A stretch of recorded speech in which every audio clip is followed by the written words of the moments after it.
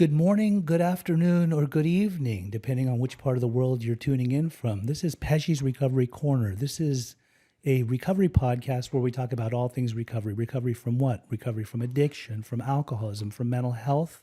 We have all different types of guests that come on. They are professionals that work in the field of addiction or alcoholism. Also, we have people that come and tell their personal stories. They self-disclose and they open up about the recovery. But today we have a very, very special episode. It is called It's Time for Ethics and Addiction Treatment / Real Talk. One of the reasons that we wanted to do this episode, we'll get into that later about what the point and the motive of this is, but we think that we need to actually really talk about certain things. So I have my very good friend Mary on today. She's actually, if you know about the notorious video of Pablo where he was at the West Coast Symposium and somebody was filming him, there was a lady who was talking in the background, and that would be Mary. That would be me. Thank you. Welcome to the corner. Thank you, Pej. So you've got questions to ask me today. I do. Okay. So I wanted to ask you, can you give us a summary of what your experience is about ethics in recovery and how you've learned these? Okay. Well, first and foremost, why don't we break down the definition of ethics just so that we're all on the same page? So the definition of ethics is the discipline of dealing with what is good and bad with moral duty and obligation, a set of moral principles or values, and the principle of conduct governing an individual or group. Wonderful. So let me get into that a little bit of who I am, what I do, and how I learned about ethics. So I am Pej with Pej Interventions. I am an interventionist. I'm a trained interventionist that is called to help people nationally and sometimes even internationally get the help that they need. If they are a person with addiction problems or with alcoholism or even mental health, there are many different people that will find me, like their loved ones, their family members and such. And if they don't know how to help that loved one, they will often have me go and help them. Now, this isn't how I started off. First of all, I'm a man that's 17 years sober. Congratulations. Thank you. I just turned 17 last month. I take my recovery very, very seriously. I got sober in a very, very structured recovery home where it was no nonsense. They definitely taught us how to recover. And then I was encouraged during that time to go to school. Like within about 4 months of living in that recovery home, the counselor, who is one of my greatest mentors, God rest his soul, he died last year. But he told me to go to school. And I said, I'm not really into going to school. I was 36 years old, not really excited to go back to college. I'd already been there before. But that man, he told me, like, when you're in the groups, like you give great feedback, but it would be good if you went and become more skilled. And I said, who said I wanted to work in this field, right? He did. He did, yeah. He saw something special within me. So I remember when I went to Saddleback College, the very first class I had, it was the one and only class. I said, I'm just going to take one class at first to get my feet wet and see if I even want to do this. And that class was ethics. It was taught by a lady named Lisa Bahar. God, she was a great teacher. She taught us ethics. She broke it down for us. I got to learn the ins and outs about ethics as a whole and also within our industry. And over a period of time, my experience with working, because I started working in adolescent treatment at first, which was at Newport Academy. I was just a client care coordinator. I was still finishing up school, but I was going there and working there as well. And then I started working in various other treatment centers. I worked in Morningside Recovery, which is no longer there. And right. That's old school flashback. There was a lot of stuff I saw there that definitely didn't jive with or what we were learning in school. I would see certain things, but like I didn't know in what capacity what I'm supposed to do. And then over a period of time, I worked in other places. Like I watched Surehaven and Rock Solid, which was a men's and women's.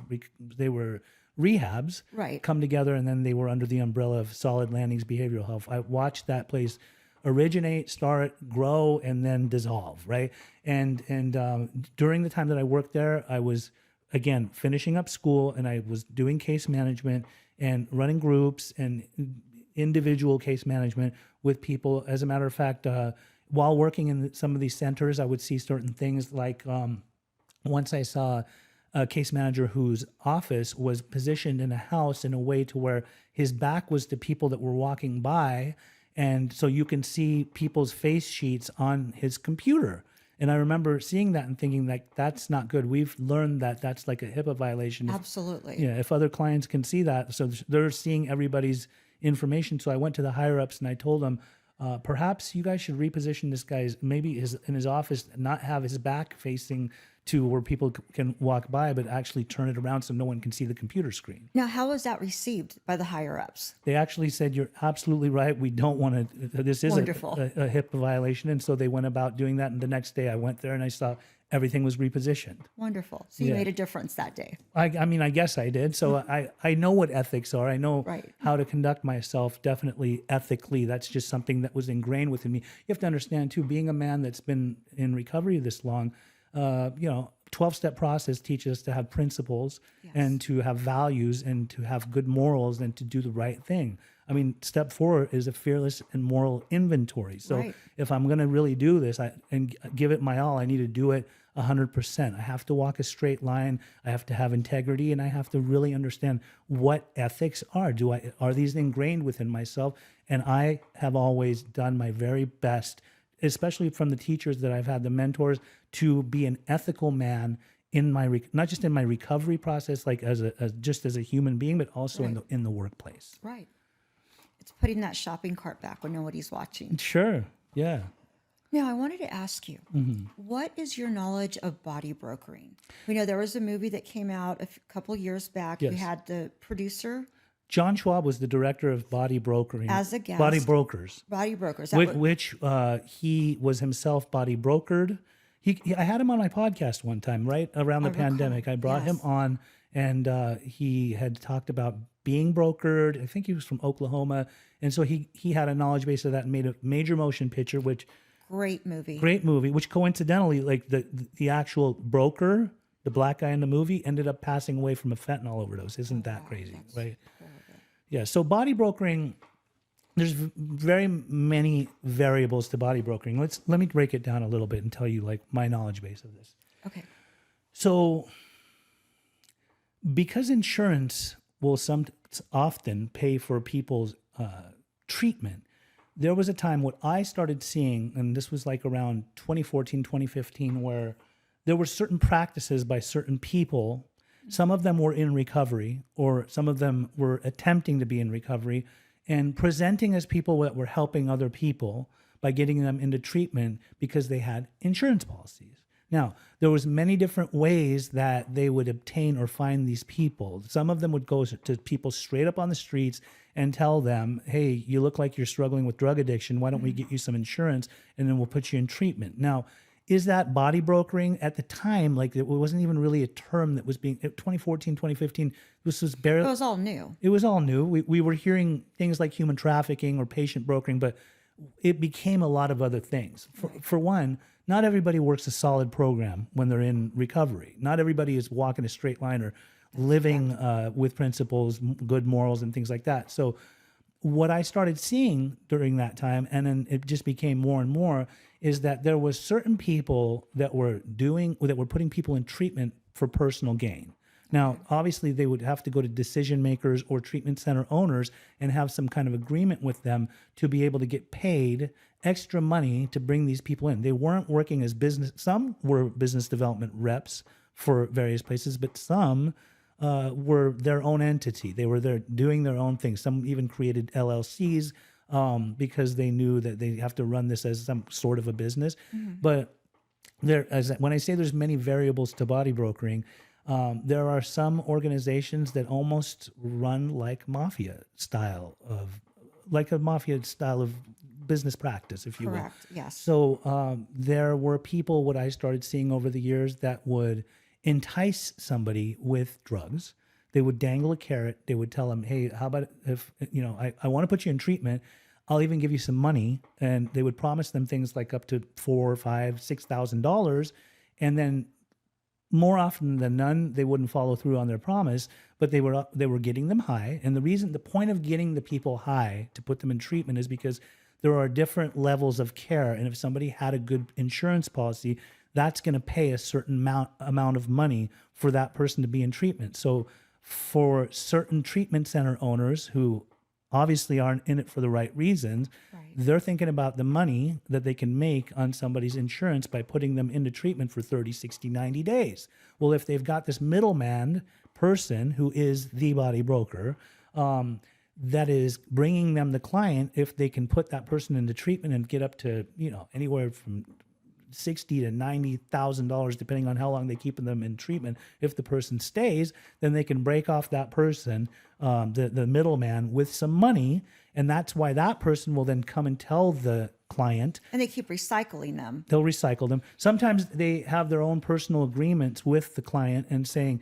hey, they'll basically warm up to them as a hope dealer. Like, I'm your friend. Like, you need to have me in your corner. Always keep my number. I'll put you in this place. Just go for 20 days, because that broker knows if they put the individual in there for, say, 20 days, that's going to pay high insurance-wise. And then if that person gets their phone back and they call this person and say, what next? They can say, do you not like it there? Oh, they don't have certain amenities. Oh, there's no beach view. Well, I need to take you out of there and put you in another place. That's why, like, this area in Southern California was then labeled the Rehab Riviera, right? Because there was so many extravagant things that were offered through different treatment centers, yoga, Pilates, outings, to many different places. Acupuncture, all those things. So those people will entice them, and they'll say, okay, so why don't you just get out of there? You can AMA, you can ACA, you can ATA. AMA is to leave against medical advice, right? And then I need you to meet me at this place, example, right? I'll give you some money. I'll put you in this hotel. You got your girlfriend too. We'll put her in there too. Oh, she's got insurance too. That's 2 for 1, right? We'll put her in there too. And then what they'll do is give that person drugs, right? Sometimes they'll give them some money. Sometimes they follow through with giving them like the $3,000-$4,000. And sometimes they make empty promises and say, I'll give you 3,000, but here, let me just give you 500 right now. But what I need you to do is go there first, and then right when you get in, I'll give you the remainder. I say everything that I know based off of other people's experiences that reported this stuff to me. Okay. People that were caught up in it. And I'm going to tell you this right now. This is crazy, right? Like, I know a guy who, he and his girlfriend there was 2 ladies. One of them passed away, but 2 ladies that were in cahoots that had their own business in Lake Forest, California. With an office, they purchased insurance for this guy and his girlfriend. They brought them into their office in an office setting. They gave them a tutor. They gave them basically heroin and meth. Told them, you use this here. We're going to put you in this place. And then they're going to, they didn't pay they paid the first month of their insurance, but then they didn't continue to keep paying. So it termed, and it probably. It termed. And so those people were kicked out of that treatment center and had nowhere to go.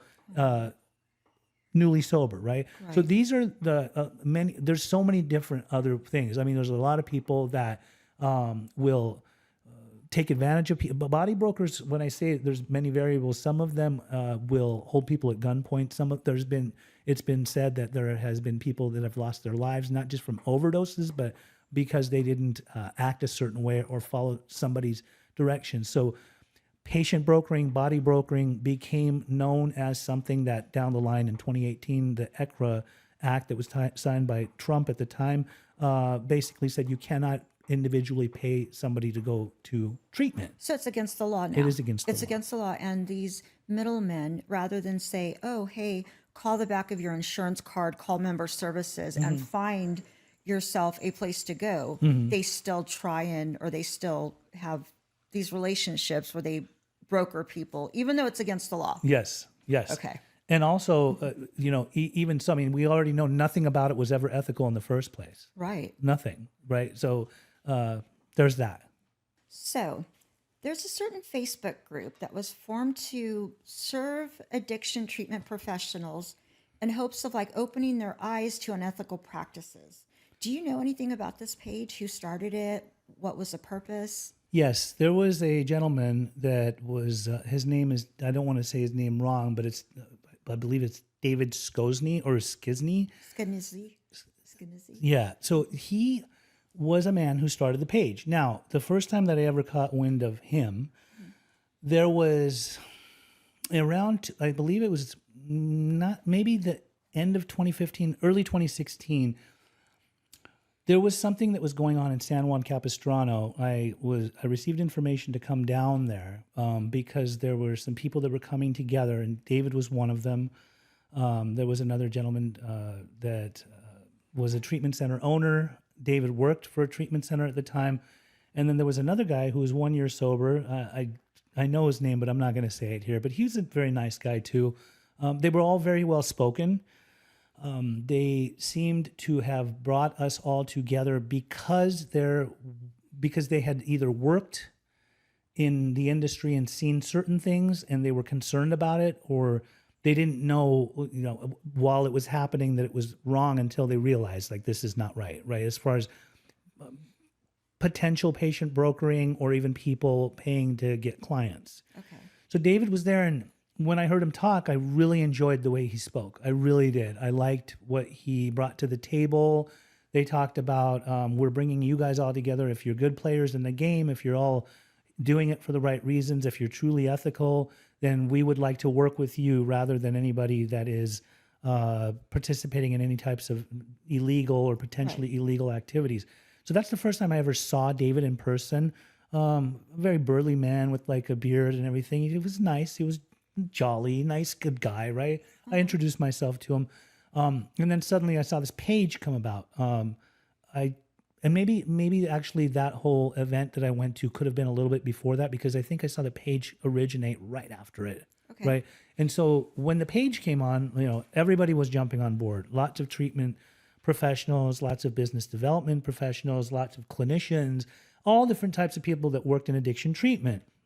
I mean, you see the name and you see ethics, and you obviously think, okay, let's see what this is about. So when we would go on there, we would see lots of different activity. And what it became, what I saw it for a long time for what I saw it being, was that he would question a lot of people. He would create posts and it became an arena for people to come and create posts in asking about certain centers or certain individuals to gain information, possibly from people that work in the industry that might know them or have worked there, or, certain practices. But it seemed like it was a page that was there for good intention. So was that a positive in the page at the time, where people would ask questions about certain places? Was it helpful?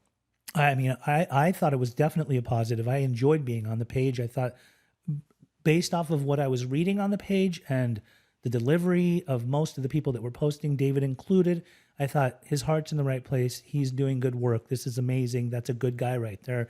And I myself, I didn't really post much, but I watched a lot, right? On the back end, I was already dealing with and seeing certain things that I was already reporting things to various places where I didn't want to go public with it yet, because I didn't want to ruin any investigations. Once he had started this page, he wanted to create like this coalition or collaborative organization based around ethics. What do you know about that? How did that come about? So David used to be, to my knowledge, a member of CCAP. Oh, CCAP, Yes. the California Consortium of Addiction Programs and Professionals. Yes, They give the licensing or the certifications, right? Yes. So he himself, from what I knew when he worked at this other place called Simple Recovery, he was a case manager or something like that, perhaps. I don't remember exactly what that was, but hearing that he worked or was working with CCAP, or even just a member of them, I know he was a board member, to my knowledge, right? Okay. Didn't come as a surprise, because you have to be certified, usually through CCAP, to be a case manager in addiction treatment in Southern California, in California at all. So David wanted to create this new ethics collaborative organization. He went public with it on that page and talked about it. And again, I thought, okay, this is probably a good move, right? I didn't know exactly what it was about. He would describe it as something along the lines of being the gold standard, like a new organization he wanted to create and spearhead and be behind, and start meeting with various centers and have them sign up with them. Like if they became the gold standard, if you gain their seal of approval, then you're doing basically in your line of business where you're at, you are conducting yourself ethically, right? So almost like the Better Business Bureau, Something like that in like the but for treatment treatment centers. sector, yeah. And again, you know, he met with me. Okay. When he met with me at the time, I was doing business development for a treatment center. I could tell when I said the word business development, he kind of felt a way of sorts, right? Like I don't think that he really believed in business development for people that work for treatment centers. Like I see. for whatever reason, probably because he'd been tainted in whatever he'd seen happening at the place that he worked at, which Right. was there was certain practice. That's why he even became so vocal, because he had seen some stuff. But you know, when he met with me, he broke it down, and I could kind of tell like because he was saying on his page, "I'll meet with anybody, anywhere. I'll set up a time," and so one by one, he was meeting with people. He would broadcast that later and say, I met with this person. This person was above the board. This person's a great person. This, that, this, that, this, that. And then I think he sometimes challenged people that wouldn't meet with him and be like, why don't you want to meet with me? But regardless of the fact, that's neither here or there. When he met with me, again, it was like we started to develop, I thought, some kind of a professional friendship, if you will, right? Okay. I told him about people that I know, and then he wanted to meet with some of them. He did meet with one of them. I actually sat with him during that time, and I noticed that the way he was pitching his new collaborative movement that he wanted to start was very similar to what he was telling me. But then I noticed that what he was asking was for people to put money forward towards this. And that wasn't Like just an investment or like a membership fee? I believe it was an investment which would help the organization start, Okay. but then there could have been some membership fees and things like that. He didn't ever ask me for money, but he did ask somebody else that I was sitting with for money. It was like $7,500. And then, you know, we're a very close-knit community. Yes. We started to talk amongst each other, many of us are colleagues. And so this one told me that he said 7,000, and this one told me that he said 5,000, and just all these different prices. And they all said they had met with him and had conversations with him. So I thought, okay, well, he gave me the pitch. He gave my friend the pitch too. And now he's probably Now, just, were they paying this or was he just soliciting? this is a good question. So I would imagine, because he's so well spoken, that he definitely could have gotten many people to pay. Okay. But the collaborative never actually took off. So you never got that gold stamp then? We never even got this organization. So it never took off, but I tend to wonder, and I've asked this quite often, where'd the money go? Because I'm sure he got money from some people. There was actually people that said that they gave him money. Yeah. Wow. So where'd the money go? And I know on his page, both he and another individual actually like tried to explain what went down. And I read that, but like it wasn't convincing enough to know, where'd the money go? Right. Right. Simple question. Yeah. So on this particular page, how active were you? How often did you check it? Did you sit there and scroll all day, or were you just like one of those that just every now and then? Well, I mean, those that know me know that I'm a very busy man, morning, noon, and night. I mean, from the second I get up, I'm on the grind to try to. I'm in the field of helping people, Right. right? Both as a sponsor in the 12-step community, but also professionally. Like I get phone calls all day long, and it comes from various areas like Right. social media, people, word of mouth, in my Persian community, this, that, and the other. So there's a lot of people that are always trying to get a hold of me. I don't have time to scroll all the time, but I would often check in on the page, or obviously like the notification would come up and it would say like this person and that person. I mean, the way that people were posting, it would make people zero in and really want to have interest in reading about like what's going on Right. with this individual. Oh my God, that place, I've heard about that place. I right? know. I know that. Yeah. Yeah. Okay. So there's this lady. Do we have permission to use her name? We do have her. Yeah. Okay. So there's this lady named Jennifer. Jennifer Barton. Yes. She was on this page. She was kicked off on. What happened? What do we know? Jennifer Barton is a force to be reckoned with, She is. hated by many on the page, respected by others that know her reality. Right. If you're affiliated with Jennifer, the people from the page are not going to like you. They're going to probably out you just like they outed her. She was outed, then she was brought back in, and then she was outed again.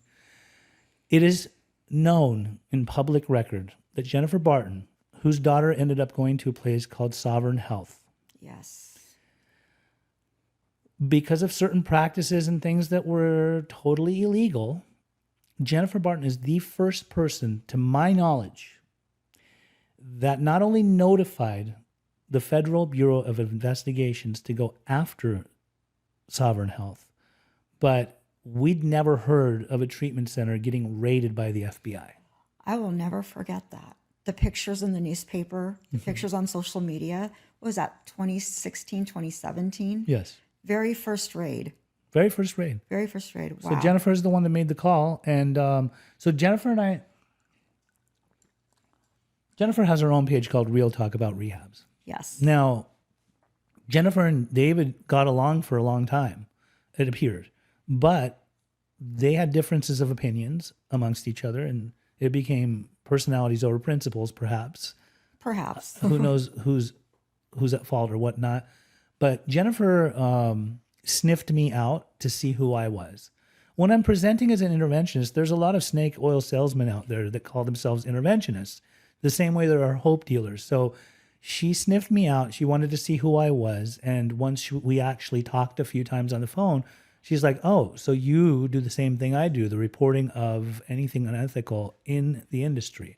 I said, absolutely I do. I mean, it's not right. People die over this stuff. I was already, at the time when Jennifer and I first developed a friendship, I was the guy that was in an AA meeting, getting on somebody's case that was there for the wrong reasons, putting their business cards on chairs, trying to get people to go to their treatment center. And I'm like, you're in the wrong place. Like, you should not be doing that here. I would pull people outside and light them up and just tell them, like, this is not cool. There's people's lives on the line. Get out of this meeting. So Jennifer, when she caught wind of what I was doing and who I was, we started to talk. We compared notes. She told me what she did with Sovereign. I told her what I was doing. And then we developed this friendship, and it always just remained, and it grew. As a matter of fact, between the two of us, when it came to reporting certain types of practices that were illegal to the right authorities, we definitely were big on doing that together, simultaneously sometimes, or even individually. There's another woman that came along. Yes. And apparently her son is one of these body brokers, or was. I don't know if he's still doing it now. Yes. He was also affiliated with working very closely with a couple of people that have been indicted and convicted, I believe. Yes. What do you know about this? So on the page, there was a lady. Actually, let me read this, and we can actually show the picture that was posted on the page. This lady, Kate Livinggood, posted in 2019. This was given to a female client of mine who I had in a very good Orange County detox. Another client there named Nevin, which is Nevin Hain, which is this lady's son, told my client to call this person D, and he would hook her up with a hotel room, all the drugs and alcohol she wants, and then could get her back into a different detox and treatment center, and then would give her $4,000, just like I described about body brokering. Yes, I alerted the detox to handle the situation. They were floored and acted immediately. But I also felt like posting a scumbag's number on here too. This is how people trying to recover die. Thank God my client brought it to my attention immediately. And it shows a picture with a person's phone number. It says Nevin gave number underneath it, and it says the letter D above, which could either stand for Dorian or Darius, which were people that were both indicted. Now, these were not... And convicted. They were known people that were getting people into treatment not the right way. Right. Patient brokering was definitely attached to their name, and they were indicted and convicted. Now, this lady is the mother of Nevin Hain. However, it is my understanding that she had to give him up for adoption. When she had him, she was super young and wasn't able to raise him.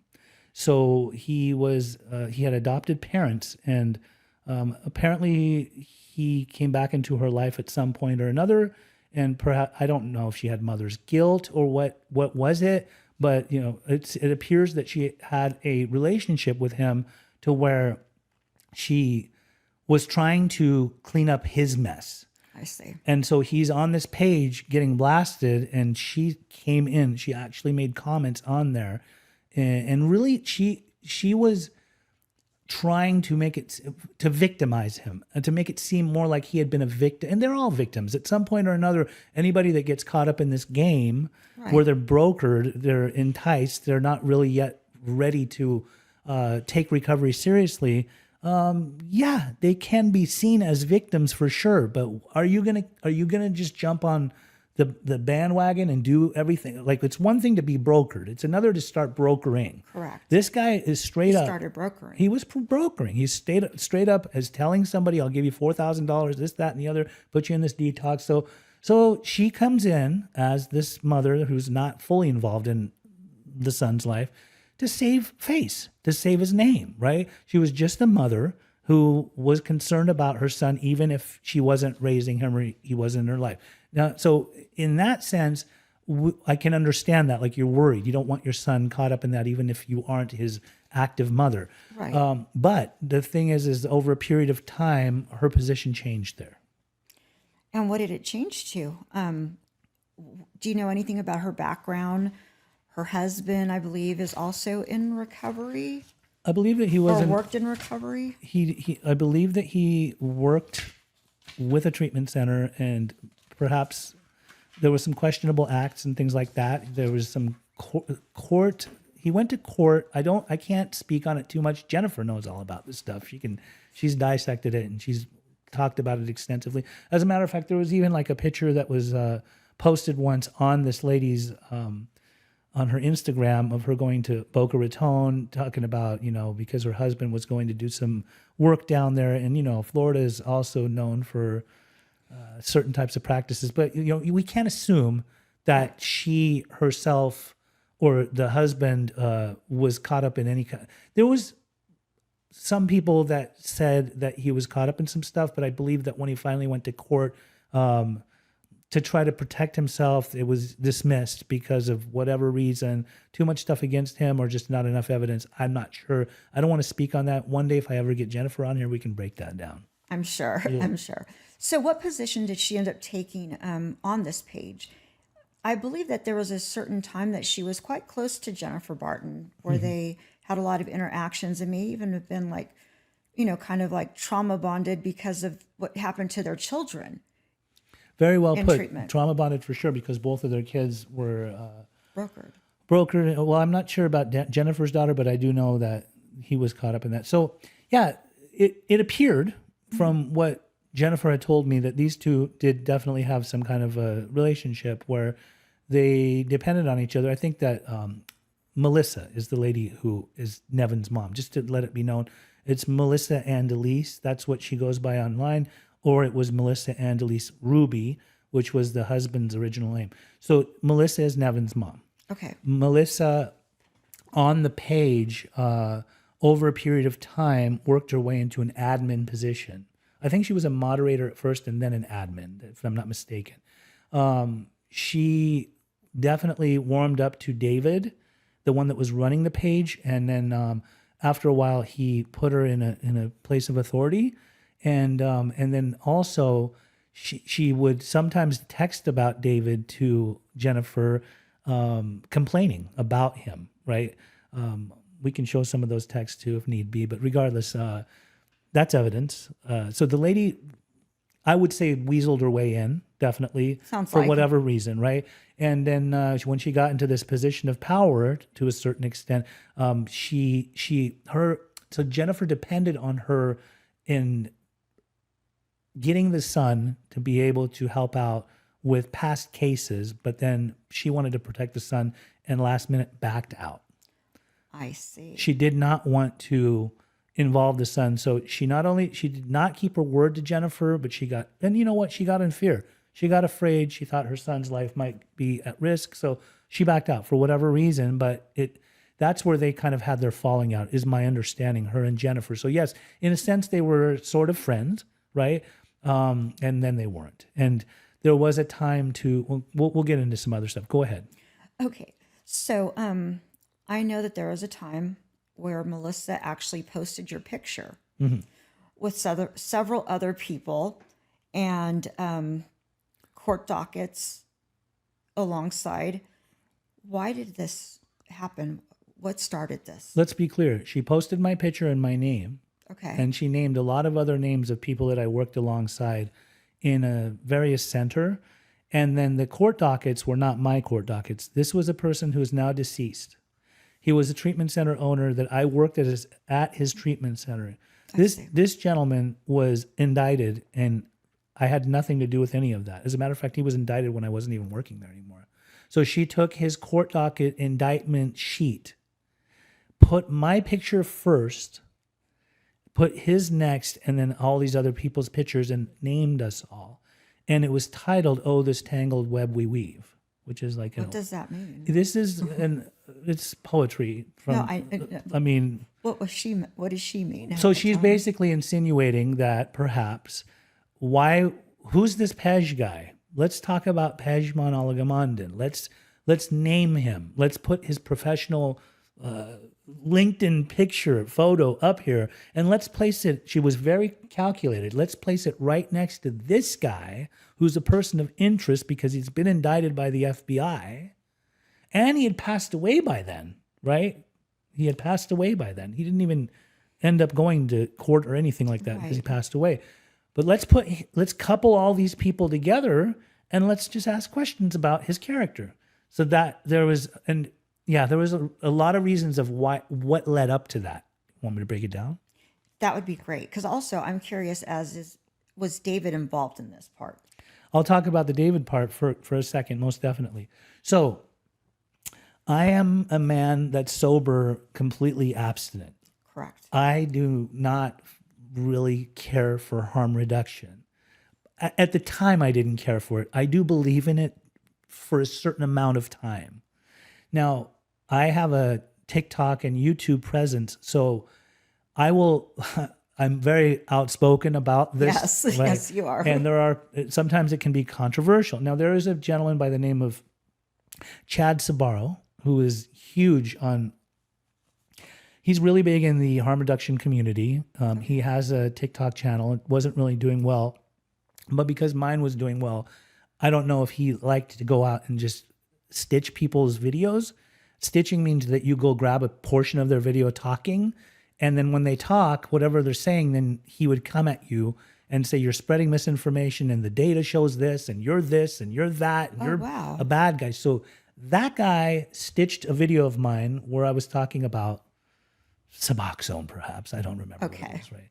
And after he did that, I messaged him and asked him, "Would you like to be on my recovery podcast, Pesci's Recovery Corner? I would like to hear what your outlook is on recovery." And he totally denied me. He didn't want to come on. He didn't even want to really interact with me, not talk to me or anything like that. So down the line, like anybody I would ask from the harm reduction community, "Will you come on my podcast?" They just wouldn't come on. And but then there was a lady named Nicole who she is on Suboxone and claims that she's sober. And so at this point, I was starting to open my mind to all paths of recovery. Correct. Right. And also I'm a recovery coach, and they even taught us when you're a recovery coach, if you have a client and that person does, like, they do marijuana maintenance, but say they're in recovery, you have to respect that. So, okay, I'll put my guard down. I won't do that anymore. But having Nicole on the show, I talked about Chad Sabaro. And when I talked about Chad Sabaro, I said, I've offered for him to come on the podcast, but he denied me. And Nicole knew who he was because he stitched her too, right? Oh, okay. So there was another lady named Carol Twelliger, I believe. She was back east in Virginia, if I'm not mistaken. She was a whistleblower type of lady on her own personal Facebook page. She was kind of a hothead, and she hated Jennifer. She loved calling out anybody and everybody. She ended up passing away too. Now, when this lady passed away, before she passed away, and there was some court allegations against her that made her lose in court because she was supposedly stalking somebody, she then, I think, fell apart, and who knows why she passed away. But Melissa, this lady called me out on her. she didn't call me out directly. She basically said, Nicole was on this guy's podcast and she tagged Chad's name. And Chad came on there and said, I'll never go on that clown's whatever podcast, this, that. And I looked and somebody had liked it and it was Melissa and Elise from the ethics page. So with it, and I thought, okay, well, here we go.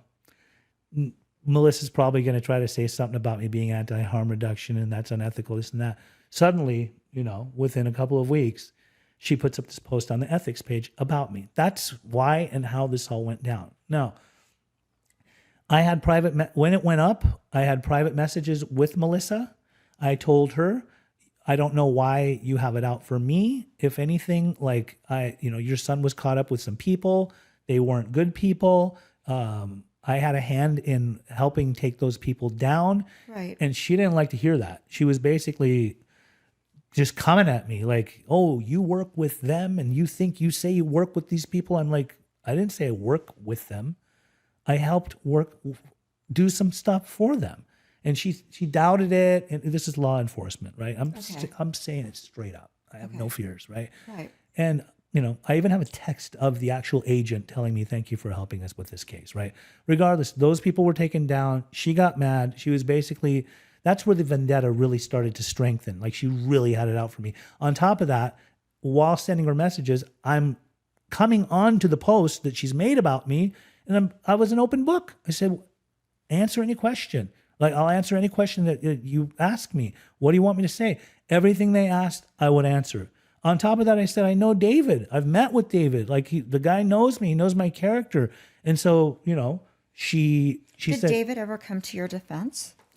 I texted David privately and I said to him, what's going on with this lady? Like she's trying to put me on blast here. Like what? You should say something. He said, I'm in the background now. I don't mess with that anymore. That's between you and her. You can figure it out. So while on that page, while I was giving the answers that were asked of me, right, I mentioned his name. And when I mentioned his name, he then came in and then he just started going at me. So now you have her and you have him. Just the two of them. So now I was watching those two do to me what I had been observing them do to other people quite often, which then started making me question, what if sometimes the people that they're going after are good people because I'm a good person and now they are trying to, it appears to drag my name through the mud or question my character. And David came at me left and right with everything. And so I just gave him answers, simple answers. Hey, you're collaborative. What happened there? Where's the money, buddy? Like what's up with that? And that just pissed him off more, which he then continued to cuss me out. Or this was like in an open forum on here. I recall. Okay. I recall. Then on top of that, he also continued to come at me and question my character in the places I've worked and why are they so questionable and this and that and the other. And I said, we all have worked in these places. So have you. Like personally, if I'd ever seen anything, I would be the first person to report it. But I didn't see anything with my own eyes to have to question any of these people. Right. So that I didn't see it and I wasn't blind to anything. If there was anything that was ever questionable, I would definitely bring it up to the right people if need be. So after all of this happened, you got kicked off the page, but yet they were still continuing to post and to make accusations about you, questioning your character, basically putting it out there, kind of like a witch hunt, right? Asking for people to comment on who you were, but you had no ability to go in and defend yourself. They despise on that page when people say that they go on a witch hunt. What else would you call it? We can put up the definition for witch hunt. I think we should. Okay. Let's just take a look at the definition. I don't even need to read it. Okay. Now, let's talk about this. Yes, I got kicked off the page not long after. Right. Few days. In that time, I was working for a treatment center. I was fired. So it cost me my job.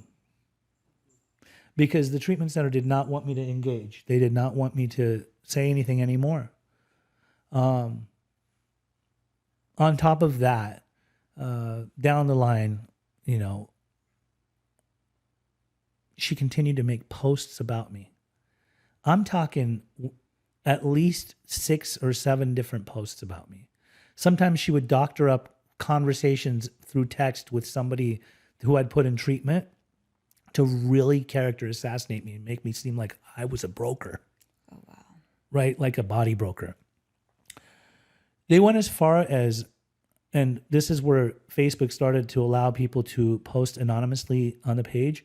They went as far as somebody posted a video of me on my TikTok asking, where I just asked the question, can certain substances make people change their gender preference because they use the substance?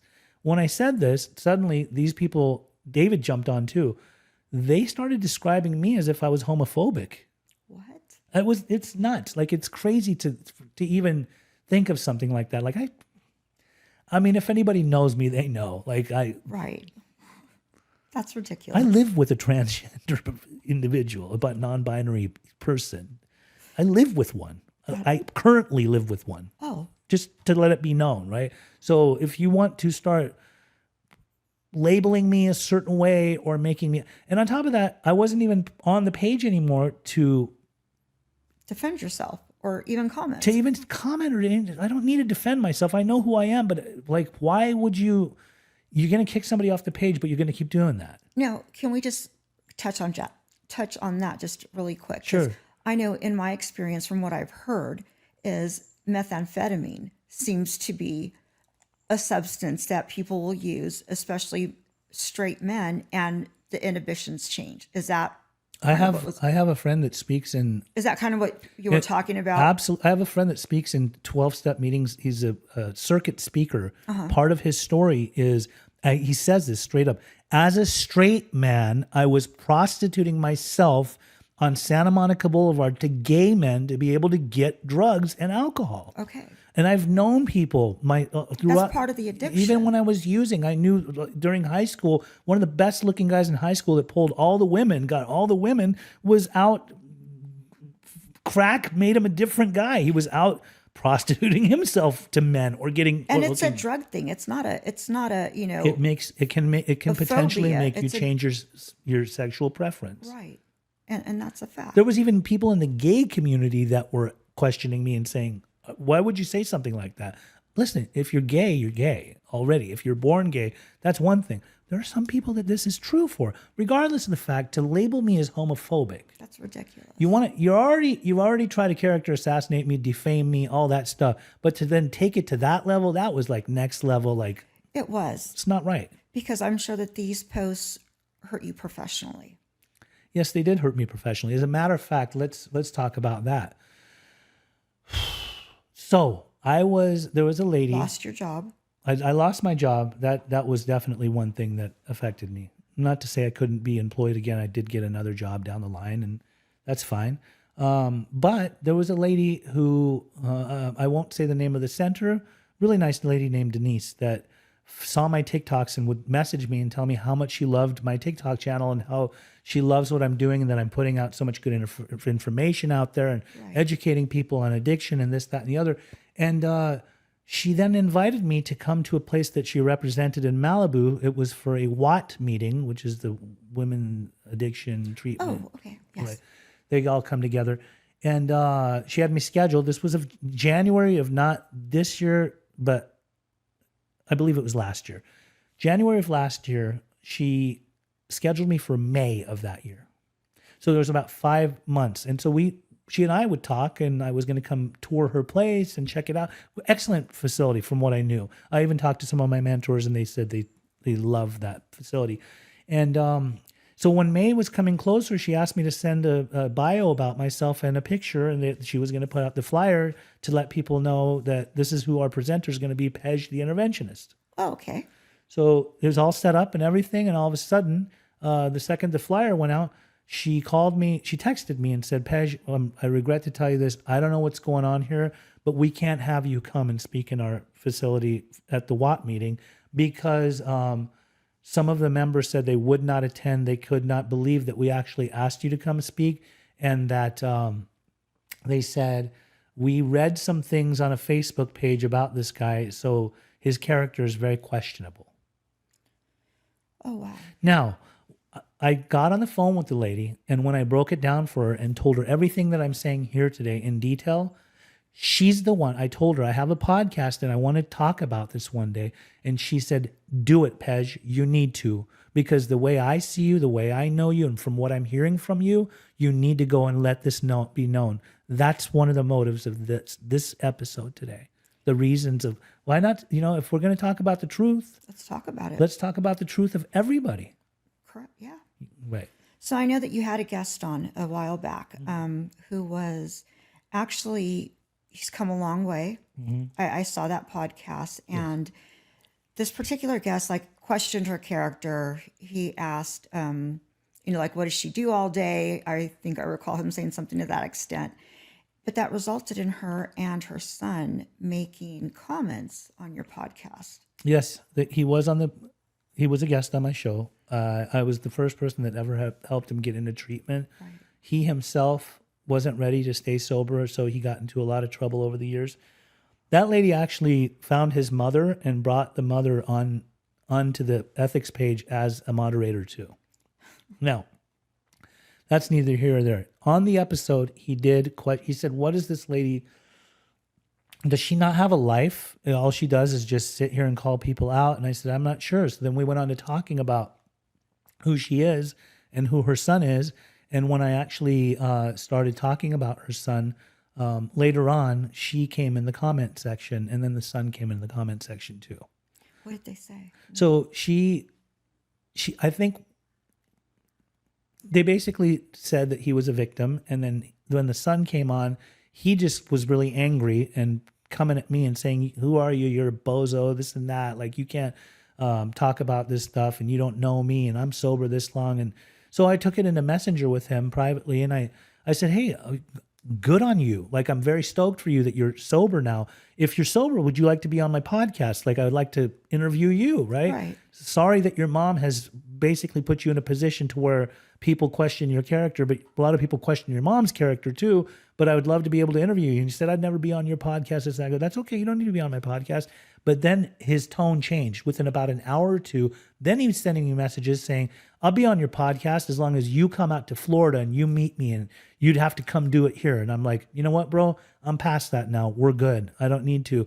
And so when he went on the comment section of the actual podcast, everything he was saying there, Jennifer Barton jumped on. She saw it, and she started posting evidence after evidence after evidence of him. So she was grabbing the screenshots. I mean, there was a picture of one of his many Facebook pages that shows his picture, and it says his name, Nevin Hain, and it says you need treatment, something like you need. I'll actually post it up, but Florida or Cali, like basically, I'll get you into places on both coasts. Oh wow! And then there was other stuff too, like there's a mug shot of him and this, that, and the other. But there was a lot of stuff that definitely worked against him. And then later that day, all of his comments disappeared, which he went and deleted them. Okay. Which the truth was out, and he realized, oh my God, now that this lady's like putting the truth out there, I need to take this stuff down. And then Melissa came, she said her piece, whatever, right? Like, she basically said, I don't want to talk to Pej, this, that, and the other, but she wanted to make her son look good again, make him look like a victim. And then she said, I'm blocking you at this point, and then she blocked me. Okay. Well, with her being the admin of this page, do you think that she conducts herself in an ethical forum or in an ethical personality? Sorry. Melissa is a very calculated person. There are people that are professionals in the field that have asked me many times, why is she doing this? Why did she come after you? Why did she go after our friend? Why this? Why that? She's a very calculated person, and she is smart to an extent that she can word things and describe things and say things in a way to where a lot of people believe her. But she's a dishonest person in many areas in her life. She lives a double and triple and quadruple and even more life. When I say that, because she has several accounts, and she will present as other people, and this is like proven. She'll deny it till the day she dies. Of course. And she probably loves the fact that she can even post anonymously, therefore she doesn't have to constantly be the one making the post, but make it look like it's someone that's afraid to say their real name. But we don't know if it's her. It could be one of her other accounts. So in a sense, she has multiple personalities, right? In the online world. Does she act ethically? I don't know. I said the definition of ethics at the very beginning of this, and the way that she went at me and what she did to a person like myself, who, if you know me, you know I do good work.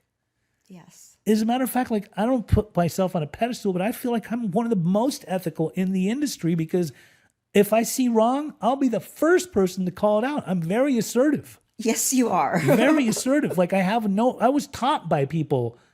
Siamak, God rest his soul, was just that way, and that's where I learned it from. If you see something and you turn a blind eye, you're just as bad as the rest. Exactly. And that's what I think used to frustrate David with the page, is that he wanted to close down the page before he put Melissa in a position of power. He even came and made a live and said, not enough people are saying enough. That's why he even has But he would do that a couple of times a year, and I kind of felt it was like attention seeking myself. It felt like it, definitely. But you know what? He found the perfect person to become the voice of the page. He did. Her, right?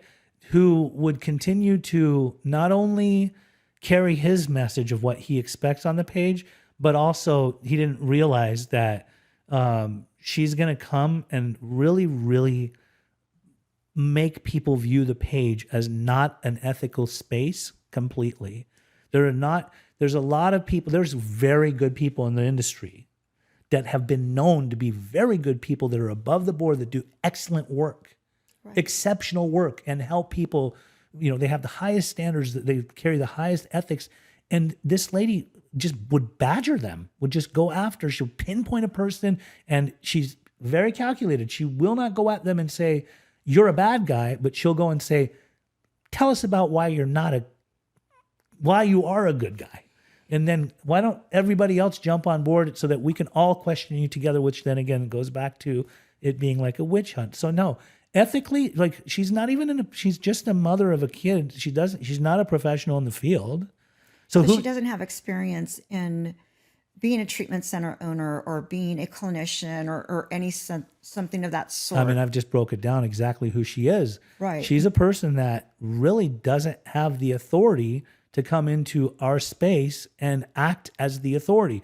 It's nice that she supposedly works with law enforcement or reports things, but she also blasts and broadcasts a lot of information on the page in ongoing investigations, which ruins the investigations to the point where even the feds got upset and had to tell her, like, or from what I understand, it was told to me, stop it.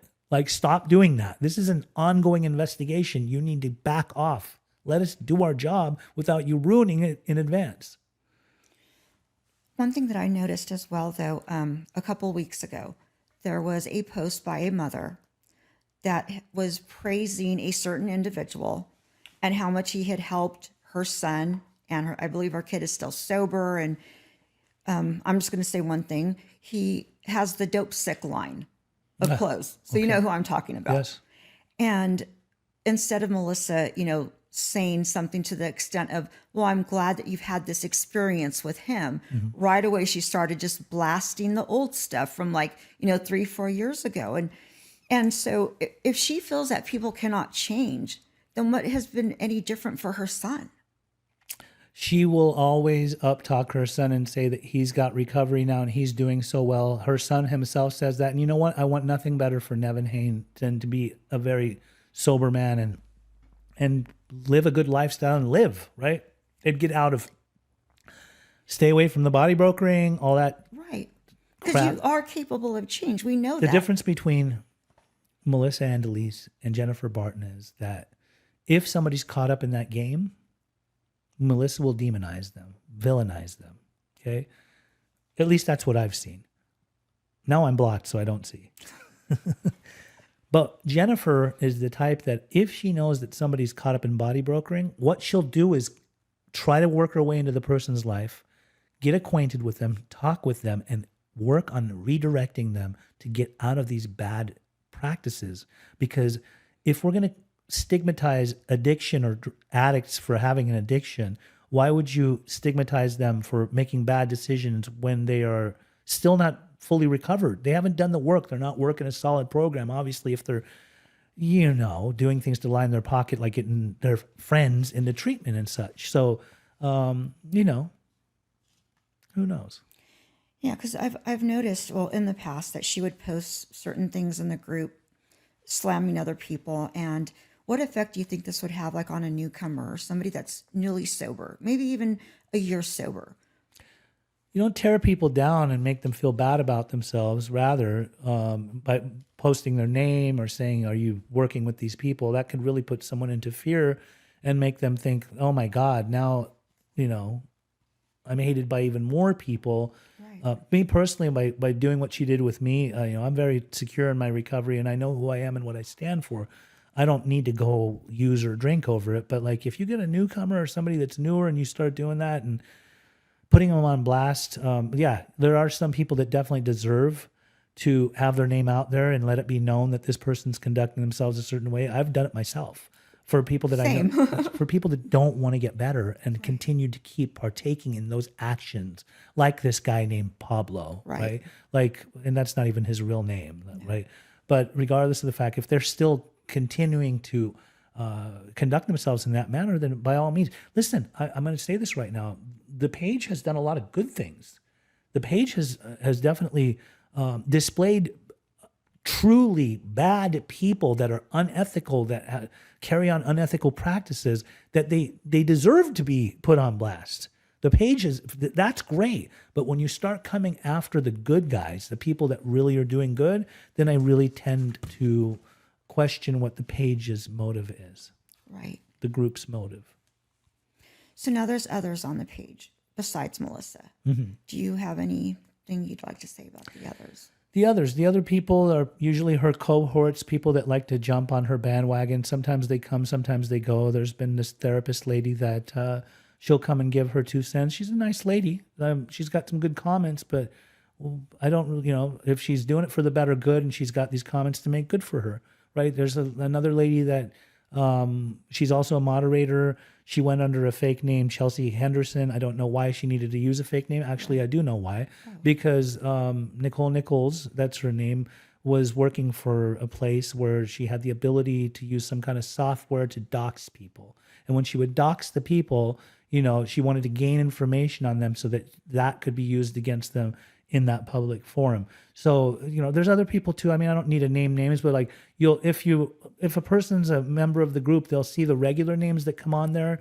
And those people always have a strong opinion. I'm sure after this episode comes out, if they feel like posting about me some more, which wouldn't surprise me, and maybe they won't, I don't know, but they love to post about Patrick Ridge and his Graceland Ranch, and how he exploits people. They've said that I've exploited people. They love to do all that stuff, and everyone's going to have their little opinions and who they are, but the reality of it is that I don't know them, so I don't know what their real true intentions are. I can read their comments. Remember, I'm not a member of the group, but a lot of people send me stuff still. Yes. And then they don't know me. They don't. They don't know me. They don't know what I really represent and what I really stand for. But the people that do know me know. And that's what matters. As a matter of fact, even the people, when I was going to go to the Malibu thing, they said that we don't want to go and hear this guy speak because we read some stuff on Facebook. I would rather never have any kind of professional relationship with people like that will just form an opinion about a person that they have no idea who I am. If they really knew, or they asked around from people that are solid in the community, they would understand, no, like this guy's been targeted by a woman who has a vendetta against him, which you don't even know who she is or what her intentions are. 100%. 100%. Right. One last question. Yes. And I know it's called Anonymous, Alcoholics Anonymous. Yes. But in your opinion, do you think that David or Melissa, are they in recovery? Do they work a 12-step program? Are they addicts? I would guess that Melissa's not in a 12-step recovery. I think what really bothered her and made her zero in on me was my opinion against the harm reduction community or harm reduction practices, because her and David had a lot of opinions about my style of thinking. They even posted that on the original post. I wouldn't doubt if she is on medication-assisted treatment. I don't really think that she subscribes to the 12-step world. If she didn't, she wouldn't conduct herself like that. She would live by different principles. That was the point. And not act like that. David is, to my knowledge, involved in the 12-step world. We've talked about that. We admired each other's. I mean, I admired the way that he talked the talk. But I'm going to say this right now. From what I've seen with him and how he's conducted himself over the years, I don't feel that he really practices the principles in all of his affairs. I think that there's a lot of things that David does that he appears to be a good man in recovery. But I've seen plenty of people in recovery who put on a good mask but have different intentions.